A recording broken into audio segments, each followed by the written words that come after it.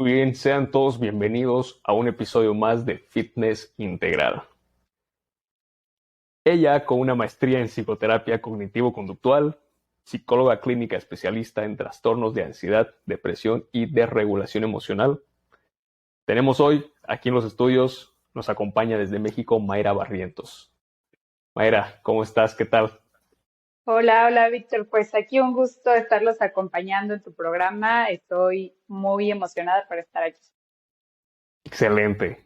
Mira que te contacto porque realmente me llama mucho la atención. Vamos a ir desglosando esto a manera que hablamos. Tu posición tan, llamémoslo así, extraordinaria, tan polarizada sobre algunos temas donde no das cabidas a grises y es o es blanco o es negro, ¿no? Entonces, Sí, a mí me sí. llamó mucho la atención cuando vi parte de tu contenido y dije, ah, no, esta chica tiene mucho por enseñarnos y seguramente nos va a compartir ideas interesantes. Antes de eso, cuéntame un poco de tu historia, un resumen histórico. ¿Cómo llegas a la psicología? ¿Siempre te gustó? Ujú, ¿Fue algún quiebre emocional que te llevó a estudiar aquello? Cuéntanos, ujú. Mayra. Bueno, es una muy buena pregunta. Yo decidí estudiar psicología. Al principio, yo creo que como todos los adolescentes, no sabía qué quería hacer con mi vida, ¿no? Me llevaron a la universidad donde estudié, que se llama UPAEP, está en México, y me gustó la facultad de psicología, ¿no? En realidad ahí yo tenía unos temillas con mi hermano, ¿no? Sobre un tema de adicciones, etcétera. Entonces, en realidad sí comencé a estudiar psicología como por issues personales al principio, la verdad, ¿no? Y sí creo que casi todos los estudiantes comienzan como por eso, ¿sabes? Pero ya más adelante, pues me empezó a gustar. No sabía al principio si quería ser clínica o quería ser organizacional o educativa, etcétera, pero ya los últimos semestres de la carrera, pues nos van dando prácticas, ¿no? Al menos en la universidad donde yo estudié. Y ya ahí me decidí que quería ser psicóloga clínica y ya fue donde me empecé a meter un poquito más. Un profesor que es mi sensei, ¿no? Él me empezó a jalar justo a las terapias con evidencia científica, contextuales. Empecé a trabajar con él y ya fue donde me empecé a meter a todo este rollo, ¿no? Genial, me encanta. Y por lo que intuyo, eres una mujer de mucha evidencia. O sea, respaldas mucho lo que haces con estudios científicos, con gente que haya estudiado lo que está haciendo, ¿no? A ver. Ujú. Sí, a ver, o sea, de mi profesión sí, ¿no? O sea, sí, soy psicóloga basada en evidencia y todo eso lo respaldo con métodos científicos porque justo no me gusta, pues, tratar, ¿no? O vender cosas si no han sido demostradas o no utilizan justamente ese método científico. Pero claro que en lo personal, bueno, ya mi vida personal es otro tema. De acuerdo. Explícanos, Mayra, en palabras concretas, ¿qué es la psicología?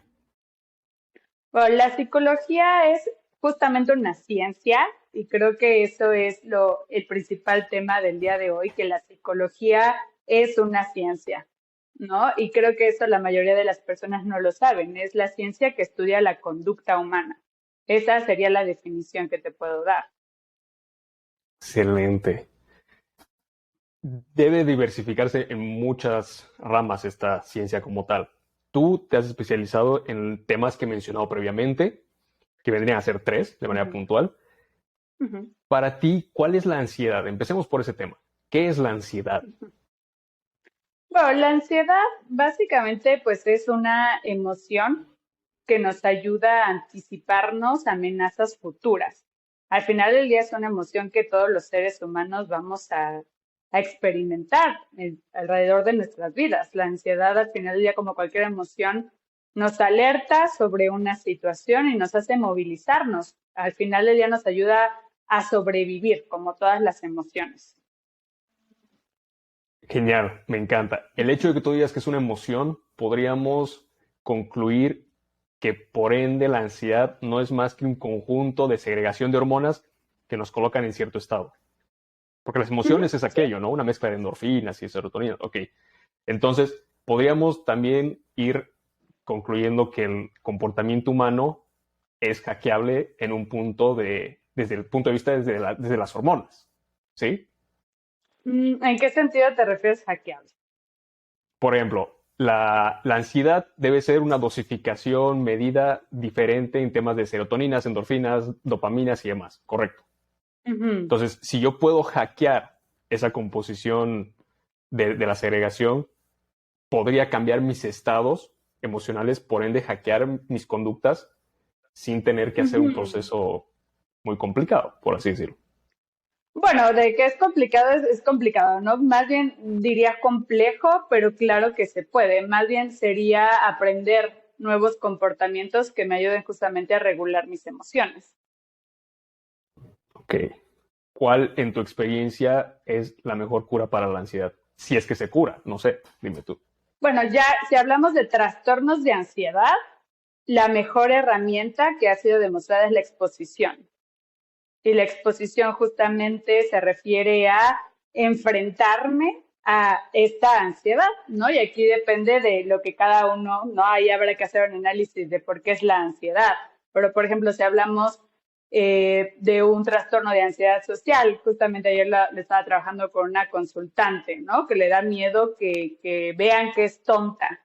Ajá, que piensen las personas que Okay. es tonta. Entonces, bueno, ahí el mejor tratamiento es la exposición de manera gradual y se van haciendo diferentes ejercicios para que gradualmente se vaya exponiendo a ella. Exposición de manera gradual. ¿Qué pasa si no hago caso al detalle de que sea gradual y hago una exposición abrupta, directa? ¿Qué Bueno, ocurre? probablemente genere algo ahí paradójico, ¿no? Mucho más ansiedad y mayor miedo a lo temido, digamos. Ok, ok. Mayra, ¿tienes ansiedad algo o en algunas situaciones? Yo tengo muchísima ansiedad social, ¿no? En mi vida personal sí soy bastante, tengo ansiedad social como en grados bajos, digamos, y también soy muy ansiosa con el tema del tiempo, de cosas así, que es algo que sí he venido trabajando desde la universidad, ¿no? Que teníamos que tomar justamente terapia individual y es algo que hasta la fecha sigo trabajando y que seguiré trabajando probablemente.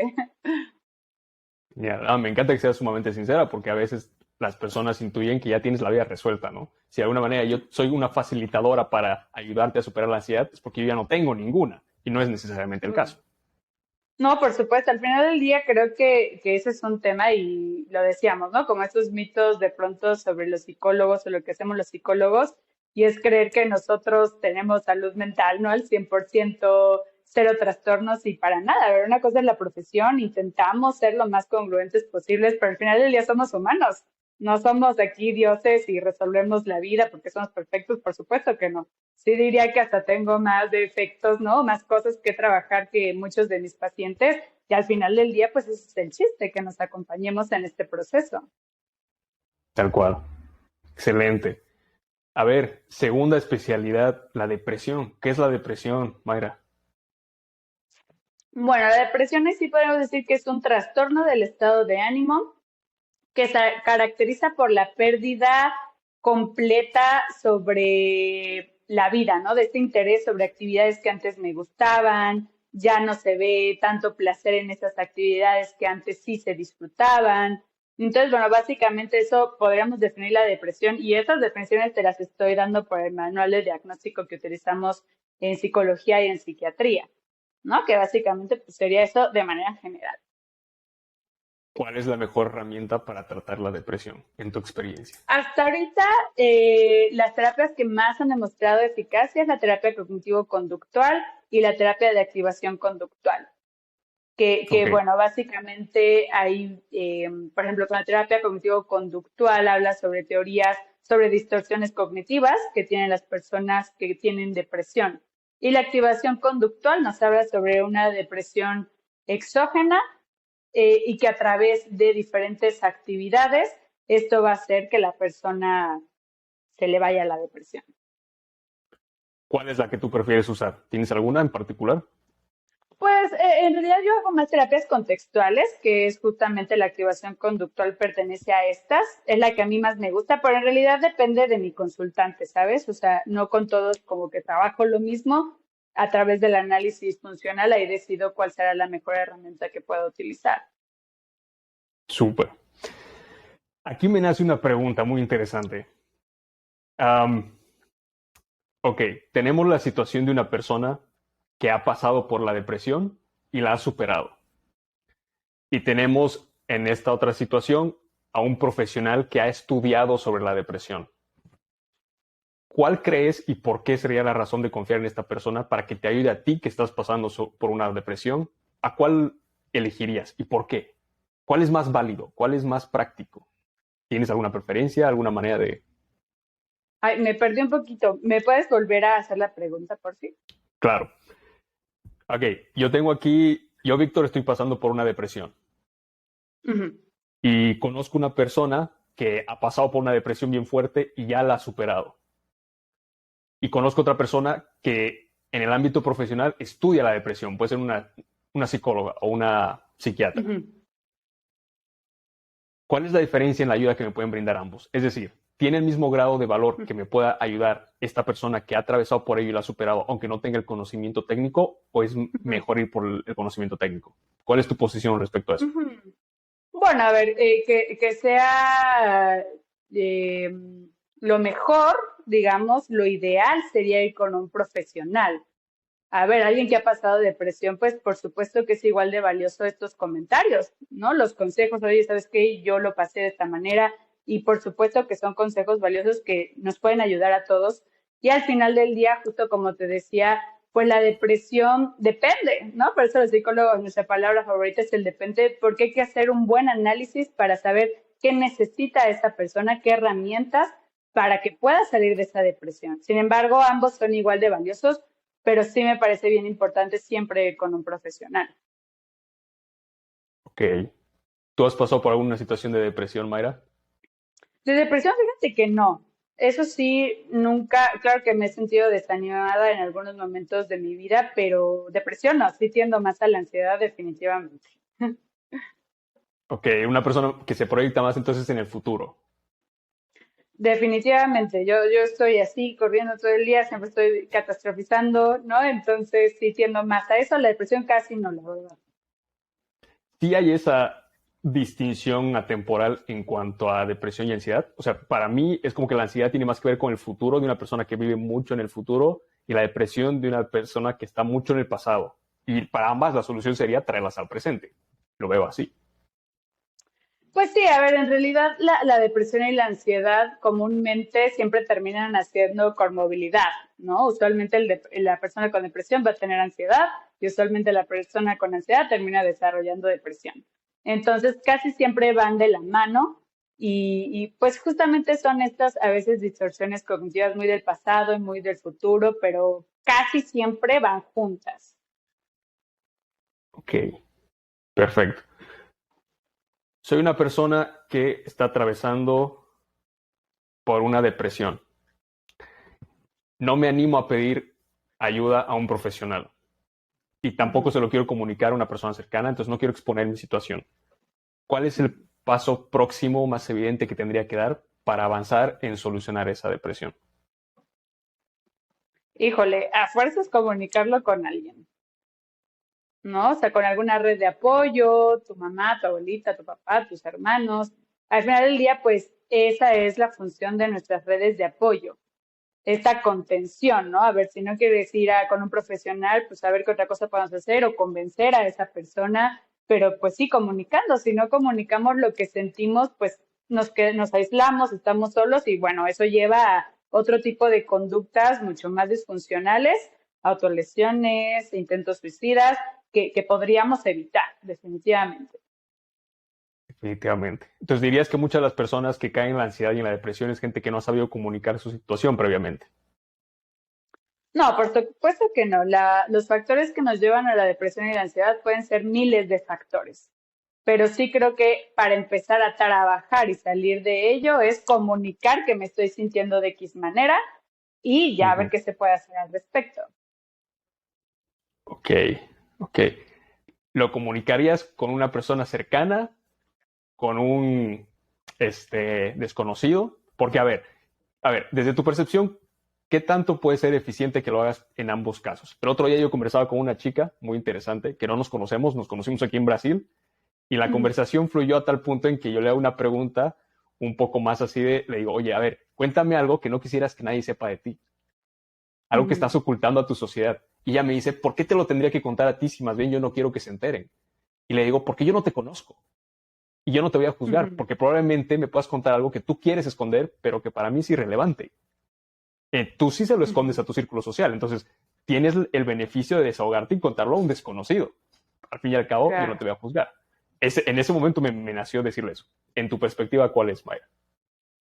Bueno, a ver, depende para qué la función de la conducta justamente, dependerá para qué lo estoy contando. Si es un tema para pedir ayuda, pues definitivamente a alguien que conozcas, que sea de tu red de apoyo, para que te ayude en este proceso.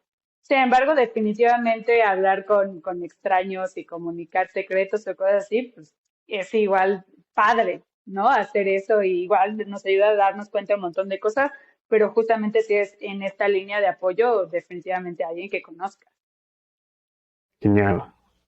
Ok, hablemos de coaching, Mayra. Ujú. ¿Qué piensas del coaching? Pues mira, a ver, ¿qué he pensado del coaching? Que yo creo que lo puedes ver en todos mis videos, ¿no? Sí quisiera como evitar, y algo que intento es evitar esta posición, si está bien o está mal, sino más bien no es lo ideal.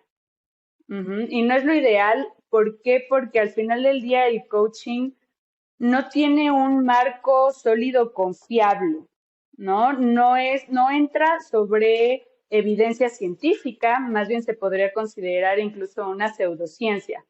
Entonces, por eso no es lo ideal. Y sí es algo que intento mucho informar a todo el mundo en mis redes, ¿no? A mis pacientes, no es lo ideal ir. Pero bueno, al final del día nadie está obligado a hacerlo, ¿no? Cada quien toma sus decisiones. Pero creo que como psicólogos clínicos, parte de nuestra chamba, ¿no? Y de nuestro labor es informar este tipo de temas. ¿Cuál vendría a ser la diferencia más sustancial, más allá de que sea una pseudo o una ciencia como tal, entre el coaching y la psicología? La diferencia es que es una ciencia, ¿no? La psicología es una ciencia y el coaching no. En cuanto a herramientas, El método científico, ¿no? El método científico es aquel que a través de diseños experimentales me dice si algo es efectivo, si tiene validez, ¿no? Y ya de ahí se desarrollan ciertas técnicas validadas anteriormente, algo que el coaching hasta el día de hoy no ha tenido. me corrige si estoy mal. Tengo entendido que también mucho de la práctica, probablemente también de la psicología, porque entiendo que la madre de estas dos prácticas podría ser la filosofía. ¿Sí? ¿No? Ujú, ok. ¿Ok? Entonces, lo que yo entiendo es que se me viene a la palabra mente, es como Sócrates, como estos grandes filósofos, quienes Ujú, empiezan a proponer el autoconocimiento como un camino, como un vehículo para el desarrollo del ser. E intuyo que por aquí también nace la psicología, ¿no? ujú. Sí, sí. Entonces, sí sé que una de las herramientas más poderosas, por más simple y sencilla que sea, en el coaching son las preguntas poderosas.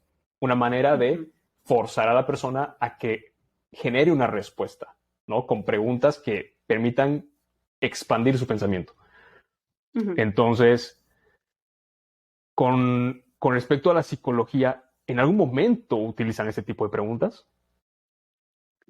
Justamente ahorita me venía a la mente, ¿no? El diálogo socrático, que es lo que nosotros utilizamos en la terapia cognitivo-conductual, ¿no? Que no sé, nunca he ido con un coach, entonces no sé realmente cómo qué son estas preguntas poderosas, pero pues hacemos un debate en el diálogo socrático para que el consultante llegue, digamos, a la reflexión o las respuestas a través de estas preguntas que hacemos.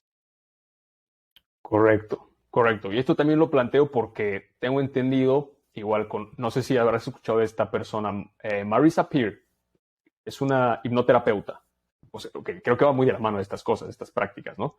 Entonces, tienes esta hipnoterapeuta que dice que tiene prácticas de psicología y prácticas de coaching, porque conforme está avanzando, cada vez tú te encuentras a más profesionales que pueden generar esa sinergia, ese nexo entre distintas áreas y crear una práctica muy particular. Entonces, ella proponía y se animaba a decir de que hoy por hoy no hay 100% un psicólogo, 100% un coach o 100% un hipnoterapeuta, porque te prestas herramientas y recursos de otras prácticas también. ¿Qué crees de Ujú. eso?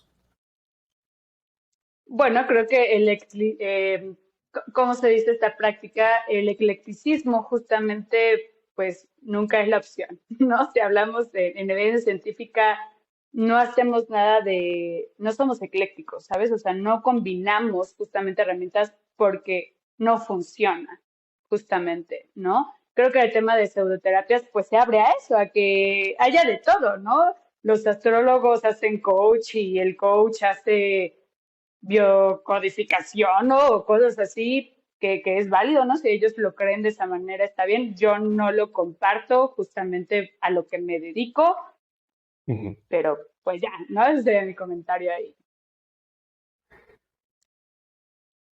¿Cuánto tiempo necesita una persona en promedio para superar una ansiedad o una depresión? Bueno, aquí depende, ¿no? Los trastornos de ansiedad más o menos se podrían trabajar en 3, 4 meses, e igualmente que la depresión. Ahora ahí sí hay que evaluar el grado, ¿no? Y que no haya comorbilidad con otros trastornos, pero más o menos ese sería el aproximado. ¿Has tenido algún consultante estrella que con una sesión ha podido avanzar lo que gente no ha podido avanzar en tres y ha dicho, ya la tengo clara, ya me sané? Cosas así. Bueno, a ver, habrá que justamente evaluar, ¿no? ¿Qué tanto es sanar? Porque creo que es un término muy ambiguo. Casi siempre, ¿no? De la primera sesión salen súper bien, pero a ver, o sea, al final del día es un proceso porque es un sube y bajas. Sí creo que con algo clínico tal cualmente diagnosticado en una sesión no se sale, pero que te puedes llegar a sentir mejor, ¿no? Quizá también hay un poquito de efecto placebo definitivamente en una sesión. La psicología que tú aplicas, Mayra, ¿es preventiva? ¿Es un tratamiento? ¿Es una manutención del ser? ¿Cómo lo verías tú? Porque en el área de salud, por ejemplo, tenemos la idea aquí en Occidente, sobre todo, creo yo, me animo a decir, tal vez un poco errada, de ir en búsqueda del doctor cuando ya es tarde. O sea, cuando ya Ujú, no puedes hacer nada más, vas al doctor. Y claro, en el Oriente es más una práctica de voy cada 2 veces al mes para yo saber que está todo en orden. Cosa de prevenir antes ujú. de que sea muy tarde, ¿no? Sí, sí. Con la psicología, ¿cómo lo ves? O sea, deberíamos ir, que te digo yo, agendar una sesión con un psicólogo 2 veces cada 3 meses para ver que todo esté en orden o... Ujú. Bien, a ver, al final del día la terapia psicológica es un tratamiento, ¿no? A nivel de prevención, por supuesto, ¿no? Es el primer nivel de salud mental y en mis redes justamente intento hacer mucho esta parte de psicoeducación para la prevención. No siempre se tiene que estar en terapia y creo que eso es de lo que me decías, ¿no? De los mitos eso de psicología, creo que eso es algo importante porque ahorita la terapia se ha puesto mucho de moda y no siempre hay que ir a terapia, ¿no? La terapia es un tratamiento. ¿Puedo prevenir de muchas maneras? Sí, pero no forzosamente ir a terapia. Entonces, sí, es un tratamiento y ya, ¿no? Al final del día, tu psicólogo te va a decir cuántas sesiones es lo más recomendable, ¿no? Por ejemplo, yo una vez que doy de alta a mis consultantes, usualmente hacemos seguimiento una vez al mes, una vez cada 2 meses y ya. Cool. Acabas de mencionar la palabra mitos. Hablemos de Ujú, mitos. A ver, más que mitos, a mí me gusta trabajarlos como estas verdades contraintuitivas. Es decir, que lo que la ujú, mayoría de la gente cree que es y que tú como una profesional, con el margen de experiencia que tienes, propones algo distinto. ujú. ¿Cuáles dirías que son esas verdades contraintuitivas? Pues mira, como que me dejaste esa tareita, estuve pensando y dije, oye, ¿por qué mejor no lo saco de todo lo que me comentan en mis videos? Entonces, justamente ahí empecé a sacar algunas cosillas y algo que me di cuenta que muchas personas me escribían es que los psicólogos solamente atendemos casos clínicos, ¿no? O patologías, digamos, trastornos mentales. Y por supuesto que no, no, imagínate, yo ya estuviera teniendo un burnout tremendo si veo puros casos clínicos. Los psicólogos pues vemos de todo, ¿no? Vemos si alguien quiere llegar a ciertos objetivos. Yo veo muchas rupturas amorosas, por ejemplo, me llegan mucho de eso, mucho duelo, y no precisamente son casos clínicos. Creo que eso sería el primer mito, ¿no? Digamos. Ok. Segundo, a ver, ¿qué otro más te pone en tus redes, Maya? Lo segundo, ¿qué podrá ser? Que los psicólogos recetamos siempre, ¿no? Uno, pues no, los psicólogos en primer lugar no podemos medicar, esos son los psiquiatras. Y el segundo es que no siempre todos nuestros consultantes tienen que ir a psiquiatra, no siempre canalizamos, no siempre es este trabajo integral.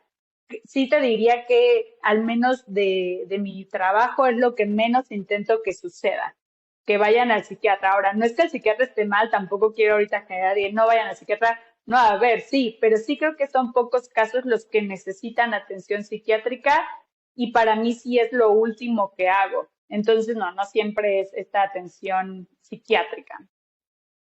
¿Hasta dónde el psicólogo trabaja en cooperación con otros profesionales que puedan Ujú, influenciar en aquel área? Por ejemplo, toquemos el tema de depresión. Ok, ujú, y yo además para salir de la depresión no solo estoy con Mayra aquí como mi psicóloga, sino que también he empezado a ir al gimnasio y estoy con mi entrenador personal o con mi coach o como quieras llamarlo. Ok, ujú, ¿hasta dónde tú dices, mira, yo tengo que comunicarme con ese profesional porque también puede impactar en el trabajo que estemos haciendo? ujú. Claro, no, y qué bueno, ¿no? Aquí, como te digo, a ver, depende. Por ejemplo, si hablamos de un caso de trastorno de conducta alimentaria, definitivamente voy a tener que hablar con ese coach, ¿sabes? Correcto. Pero a ver, en la mayoría de los casos, que no es conducta alimentaria, por ejemplo, depresión, ansiedad, sí estoy mucho en sintonía con sus psiquiatras, por ejemplo, si no es psiquiatra, perdón, neurólogo. Entonces, sí trabajamos mucho en sintonía cuando es estos casos. Excelente, excelente, excelente. Me parece muy interesante porque creo que no se hace mucho, Como, ¿no? como este trabajo integral. Mm, correcto. Bueno, en realidad, ahí sí no sé, ¿eh? Como que sí creo que al menos casi todos mis colegas sí tenemos como esta sintonía con todos los otros profesionales, pero pues habrá que checar, ¿no? Que las personas se tienen que revisar que sí haya esta sintonía de profesionales. Genial. Tú, por ejemplo, cuando vas a trabajar con un cliente nuevo, si le dices, oye, necesito que me informes de todo lo que está ocurriendo en tu vida, o sea, al margen de que tengas otro profesional cuidando del área de tu salud y demás, ¿correcto? Si le pides esa información a la persona. Sí, definitivamente, ¿no? Por ejemplo, la depresión está muy relacionada con la tiroides, ¿no? Entonces, por lo regular, las personas que tienen tiroides terminan desarrollando depresión. Entonces, no es algo tan psicológico, es algo más bien ahí como de otro profesional, pero igualmente se procura, a ver, vamos revisando los dos qué tenemos que hacer al respecto y claro que se informa, ¿no? Por eso en la entrevista que es, digamos, la primera sesión, pues se hace todo un chequeo, ¿no? A través de preguntas de todo lo que tiene el consultante, de qué está metido, para que tengamos sintonía, ¿no? Y una perspectiva más amplia de lo que está sucediendo.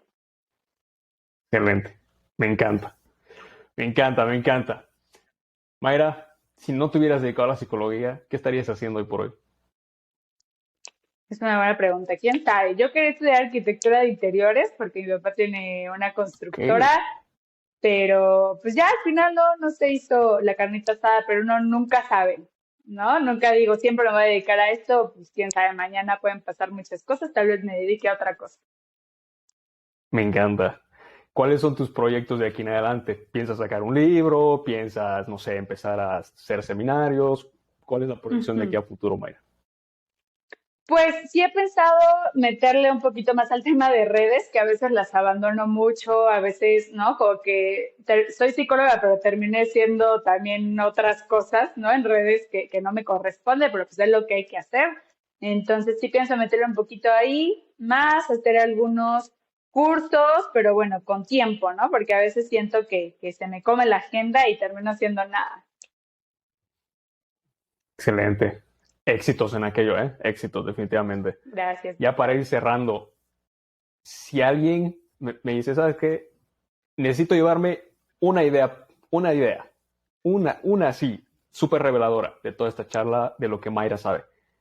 Ilumina a esa Ujú. gente, dales una idea que pudieran llevarse, implementarla y que cambiarían de aquí en adelante su vida. ¿Sobre el tema del coaching o te refieres de su vida? Sobre la psicología, con tu práctica, sobre tu campo de expertise. Ujú. Bueno, creo que justamente el tema que decíamos que nunca hay que esperarnos a la intervención, ¿no? A un proceso terapéutico tal cual, creo que todo con prevención, como en otras áreas de nuestra vida, siempre es lo mejor y que se nos olvida. Entonces podemos prevenir muchos trastornos mentales, ¿no? O sentirnos peor con autocuidado. Eso sería lo principal, autocuidado, tener relaciones más saludables, todo eso entra en el tema de prevención para evitar, ¿no? En algún futuro estar en un proceso, en un tratamiento psicoterapéutico. Excelente. Me encanta, me quedo con esa palabra, autocuidado. Y Ujú. bueno, pues ya con ello me voy despidiendo de ti, Mayra. Gracias por este tiempo que nos has brindado. Vamos a dejar todos tus enlaces aquí en la descripción. Este episodio, ya saben, lo pueden escuchar en múltiples plataformas. Y vean, gente, los invito de verdad a que vean el contenido de Mayra para que entiendan bien ese tema de la polarización. Como han visto, es una persona muy líder de ese pensamiento. Entonces, unas últimas palabras, algo más que quieras decir, Mayra, ya con esto nos despedimos. No, nada más, Víctor, gracias por invitarme, que se hable de estos temas. Como te digo, creo que es lo padre y lo principal, y siempre que me invitan a hablar de esto, pues siempre lo tomo con mucho gusto. Creo que como psicólogos te decía, pues nuestro deber también es informar sobre estos temas. Por supuesto que va a haber gente que no le agrade, pero bueno, es parte de, y no pasa nada, ¿no? Y nada, ahí me pueden seguir en mis redes, y pues ya, muchas gracias. Excelente, genial. Un abrazo bien grande a la distancia hasta México, Mayra. Hasta una próxima entonces contigo. ¿Va? Cuídate. Gracias, Abrazo Víctor. grande. Bye. Bye.